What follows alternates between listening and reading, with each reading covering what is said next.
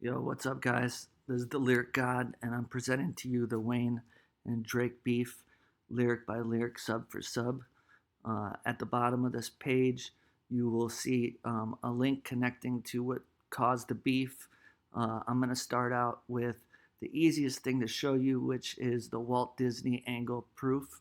And to get it started, we're going to start with Kanye West on All Your Fault from 2015, Big Sean's Dark Sky Paradise. And he starts out by saying um, that I'm the closest thing to Mike since Janet. Well, he's not talking about himself, so he says, Tom Cruise, homie, we jumping on couches, meaning that you're crazy for thinking that you're the closest thing to Mike since Janet. He's talking about Drake, right? And at the time, Drake was talking about he just bought a $25 million house. But here's the real angle. He says, young Walt Disney, who's Drake, I'm going to tell you truthfully, if you leave Young Money, Mickey gonna end up with a Goofy. Mickey is Kendrick, Goofy is Lil Wayne, and I could show you that as we go along here, as we go through songs. Now I can pick up one of the 13 to 20 times that Wayne called himself Goofy, but I'm just gonna flip to 2020 funeral on I Do It when he says, um, he goes, my skate stance is goofy. My bay ass is stupid. No fake ass is truly. I'm making her moon me. He's saying that his bay is Drake. He's making Drake show him his fake ass, and he's making him moon me by showing it to you. All right, but my skate stance is goofy. That's who's Goofy is. Right. So now let's go over to Hype. So now we got Hype.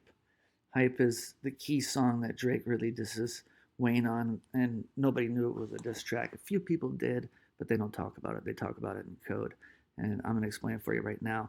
First of all, he says that boy is light as Michael Jackson. So again, he's been talking like he is Michael Jackson, but on the verses, he been blackened, right? Chasing women as a distraction, which is what caused the beef. They want to be here right next to me. Don't you see Riri right here, right next to me? I hate a rapper especially. They feel the same, but they hide it. They just discuss it in private. We don't get along, man. We tried it. What's the point of even trying? I hate Goofy especially, right? I hate Goofy especially. Who calls himself Goofy? Now, he does say, I hate a Goofy especially, but so does Kanye West. Kanye West says, uh, if you leave, Mickey gonna end up with a Goofy, right? And I know a Goofy is Toronto slang, but let me tell you something. Obviously, the Walt Disney angle is code name for what they're going to call each other. And we'll keep going, and I'll keep showing you the rest of it. There's plenty more. Don't worry. Now, that was 2016. We're going to get into 2017, which is Boys to Menace by Lil Wayne, where he's very clear. He says that you dumb it down, I ain't dumb enough, hit the courtroom and stunk it up, coming, high coming up, down, plug coming up. But before that, he says, sky is the limit, head in the clouds. Who had their head in the clouds on the last album cover, right? But let's go to the most important part of this when he said, I've been, I've been from the middleman to the macho man. I've been talking shit. I've been at Diddy's house. Went to Disneyland, talked to Mickey Mouse. Then I figured it out. What to figure out? What I was figuring out, you figure it out, right? Very clear. Talking about with the Disneyland, talk to Mickey Mouse. Who was Mickey Mouse?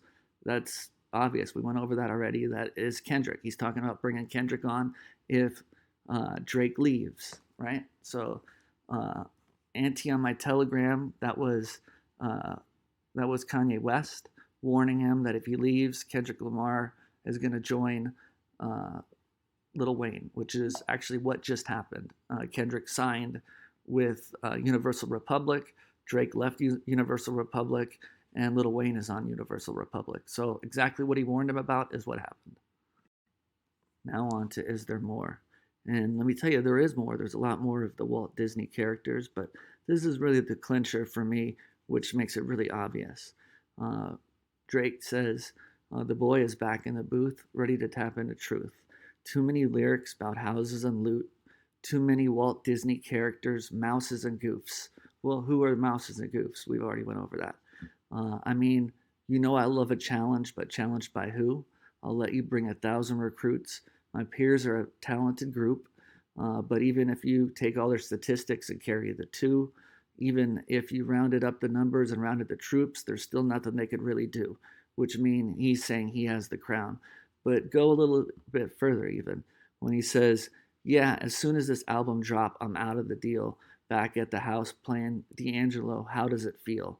What was the last uh, song? What was the last album that Drake did that was attached to Young Money?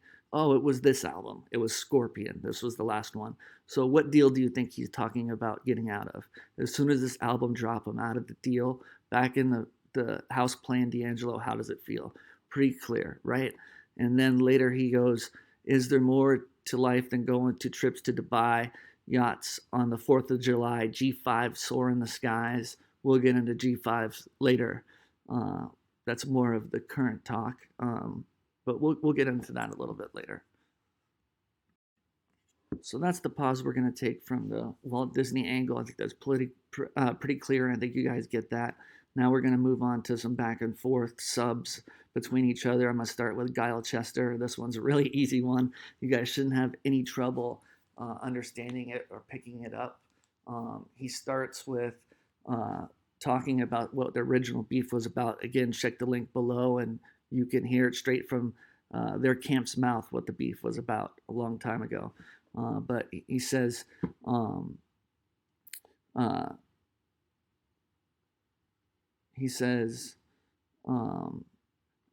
got to do Maybach. She want to fuck on the drive home. Yeah, I met her once and I got through. I'm never washed, but I'm not new. He's saying Lil Wayne is washed up and he's not new. We can go back to Hype to reference what he's talking about there. But the most important part is he says, I know I said I'm top 5, but I'm top 2, and I'm not 2, and I got one. Thought you had one, but it's not one. Nah, right? Hermes link, her and me linked.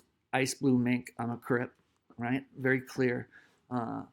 Bury me now, and I only get bigger, right? So now we're gonna go to Uproar, which is Wayne finally dropped the Carter 5. More Life was in 2017. The Carter 5 was in 2018. Guile Chester was the last single from More Life.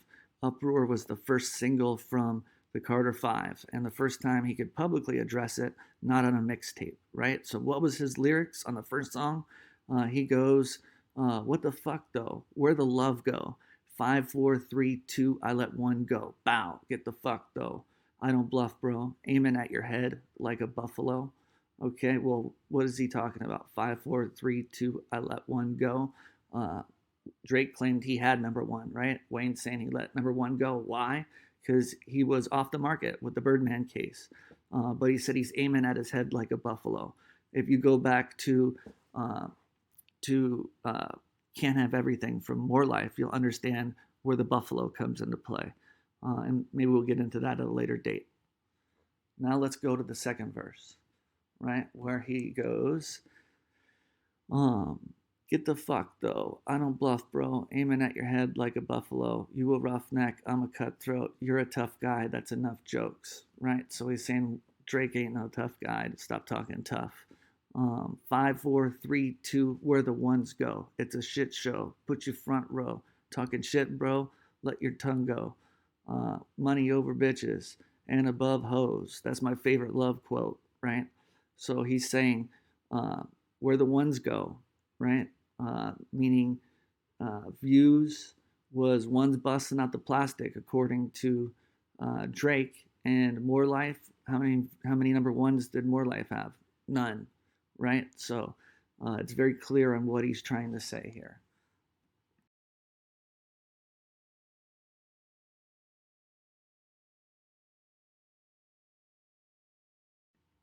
In fact, let's go to Hype again, right? Where Drake goes 6 cold like Alaska, views already a classic, Roy already out of here like NASA, busting ones out the plastic, right? So he's saying views are busting ones right out of the plastic. What about More Life? More Life? No, 0 ones. Maybe you could say Fake Love, but that was a single that came out before the album came out. And let's really get into Fake Love. Let's talk about that because there was a song that was done right back to Fake Love. First of all, Drake released this long before the album came out. I'm not even sure why it was attached to the album. It was maybe 6-7 months beforehand. But he says, I've been down so long they look back up to me. Fake people showing fake love to me straight up to my face, right? Yeah, straight up to my face, trying to play it safe. Vibe switch like night and day. I can see it like right away. Came up. He said he came up, then you changed up. I caught the whole play. Since then, things never been the same. And that's why they smile in my face, right? Pretty clear on what he's talking about. So let's get into Mona Lisa, which is the comeback for it, which he wrote most of this right after Hype. But he says at the end, ooh, daddy, ooh, Mona Lisa, Mona Lisa, ooh, fake smile, Mona Lisa, Mona Lisa, Mona Lisa, Mona Lisa, now you get the picture, Mona Lisa, Mona Lisa, tear the frame out these, right? So now you get the picture, right? That's at the end of the song. Now, who's the most famous fake smile in the world? It's Mona Lisa, right? So he's saying, yeah, he did have a fake smile. And let's get into the rest of the comeback. There's a couple of things that are very glaring in Mona Lisa, like when he says, "Nappy ass dreads, what you say? Watch your mouth, Milli Vanilli." Well, who could be telling who has nappy ass dreads? Drake doesn't have dreads. Who does have dreads? Wayne does. So he's saying what Drake said to him. Nappy ass dreads, what you say? Watch your mouth, Milli Vanilli.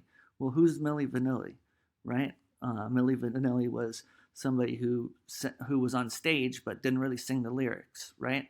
So what could he be talking about? Oh yeah, ghostwriting. Who's known for ghostwriting? Oh yeah, Drake, right? But let's get into the second verse, right? Or the second part. When he says, open up the door naked, she left the door unlocked. They started French kissing, they didn't see moi. And then she let him in. They stopped on the couch, music up loud with his heads in the clouds. Turn the shit down, I scare the piss out of him. Pissing it off, put a gun to his frown. Turn around, I ain't here to fuck around, I ain't here to fuck around, caught you with your pants down. That's enough, Liz. What was the girl's name that he hooked up with? Was it Liz? Because they've talked back and forth a lot about Liz. Watch the link to the video below and see who he was actually talking about. And with his head in the clouds. Who had his head in the clouds? Again, we'll go over this a couple of times. But who had him, right? Oh yeah, that was Drake. He had his head in the clouds. Nothing was the same. Why did I have my head in the clouds on my last album cover? Yeah, that was Drake, right?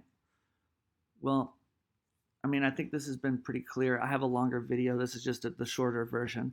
But click the link below and see what started this beef. And then you can understand a little bit more what it is that they're talking about, what got them upset. And then we'll get into the current stuff that's a little bit more mind-blowing. All right? I'll catch you later. Subscribe if you like.